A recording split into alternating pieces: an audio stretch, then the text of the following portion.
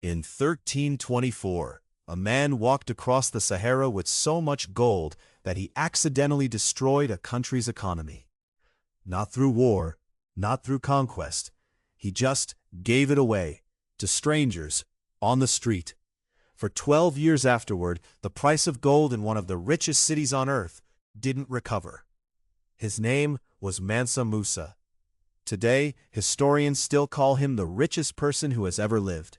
Richer than Bezos, richer than Rockefeller, richer adjusted for everything than anyone whose net worth you could actually put a number on. And here's the part nobody tells you. Within 60 years of his death, his empire was in ruins. Within 100, it barely existed. No fortune, no dynasty, no institution that outlived him by more than 2 generations. So the question isn't, how did Mansa Musa get so rich? That part's almost easy. The real question, the one that actually matters, is this. How do you accumulate more wealth than any human in recorded history and leave behind less than kings who ruled tiny, forgettable little kingdoms nobody remembers? Stick with me, because the answer isn't really about gold. It's about the difference between having wealth and building a system that survives you. And once you see how that gap actually worked in Musa's case, you start noticing it everywhere, including places a lot closer to home than 14th century Mali. Let's set the scene. Mansa Musa ruled the Mali Empire, which at its peak controlled the 2 most valuable substances in the medieval world, gold and salt.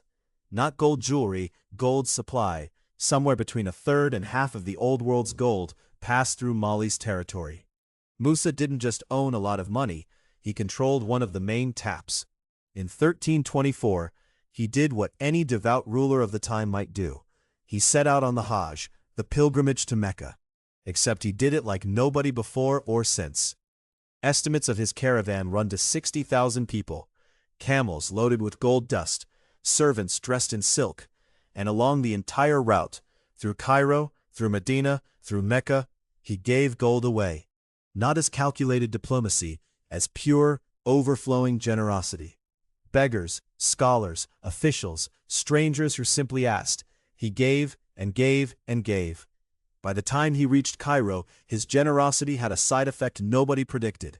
He dumped so much gold into circulation that its value collapsed. Prices in Cairo spiked.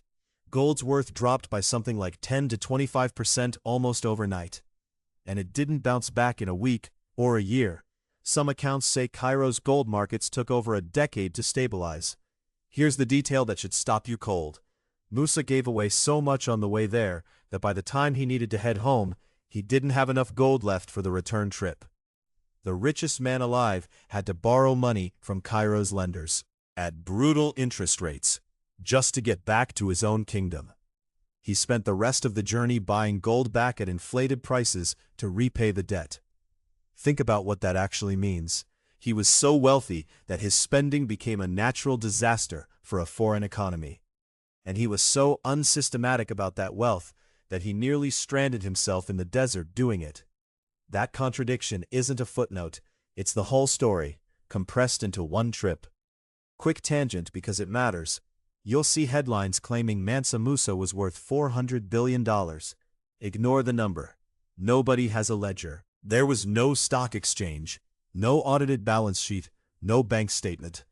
We don't call him the richest man in history because we measured his wealth. We call him that because we measured the damage his wealth did when it moved. An entire regional economy still limping 12 years later. That's not an estimate. That's a shockwave. And shockwaves are the only receipt history left us. Which tells you something important before we even get to the ending. Musa's wealth was never a number in a vault. It was a flow. Gold moving through trade routes. Gold moving through his hands into other people's hands. Gold moving as spectacle. And systems built on flow, not storage, live or die based on who's directing the flow. Which brings us to the problem. Mali's wealth wasn't sitting in a treasury waiting to be inherited like a savings account. It was a living arrangement, Musa personally controlling trade routes, personally maintaining alliances with the merchant families who moved salt south and gold north, personally holding together a patchwork of vassal states that answered to him, not to an office, not to a constitution, not to Mali itself.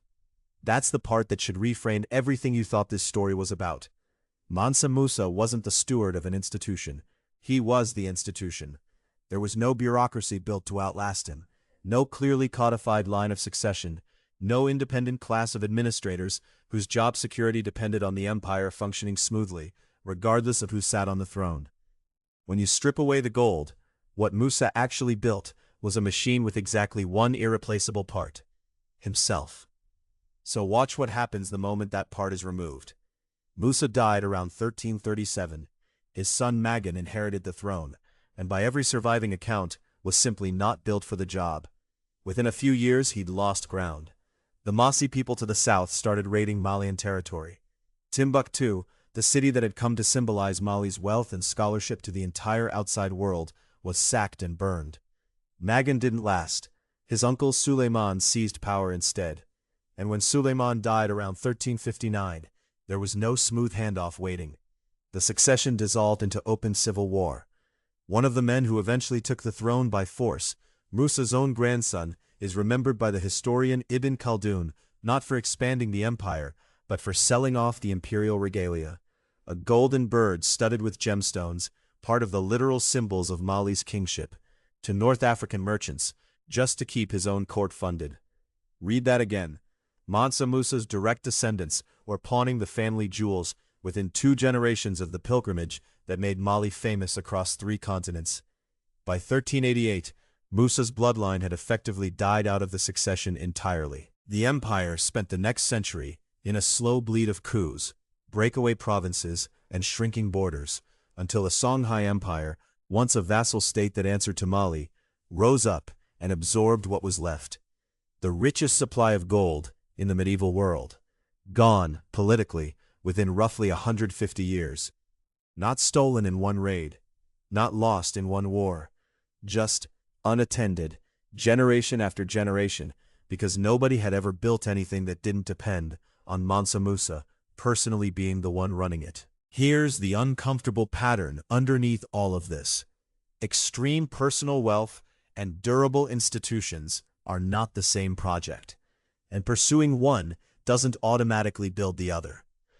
Musa optimized for one thing: the visible, overwhelming display of abundance.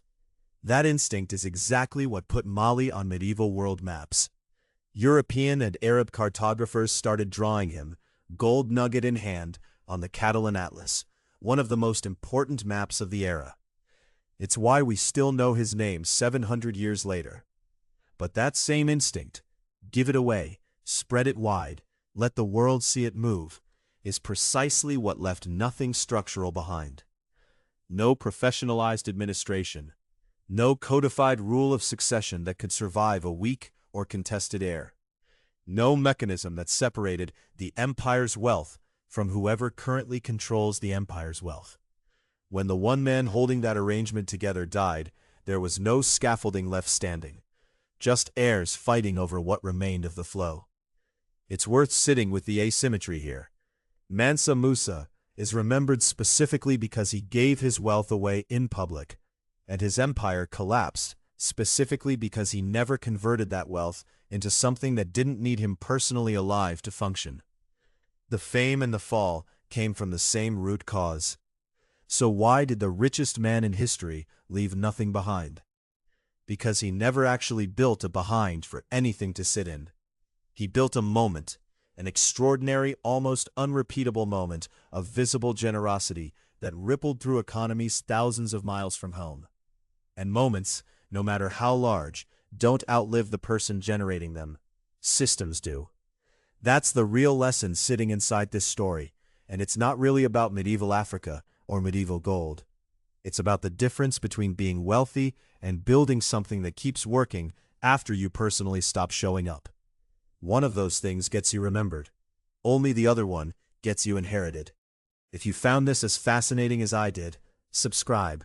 There's a lot more history hiding contradictions, just like this one right below the surface.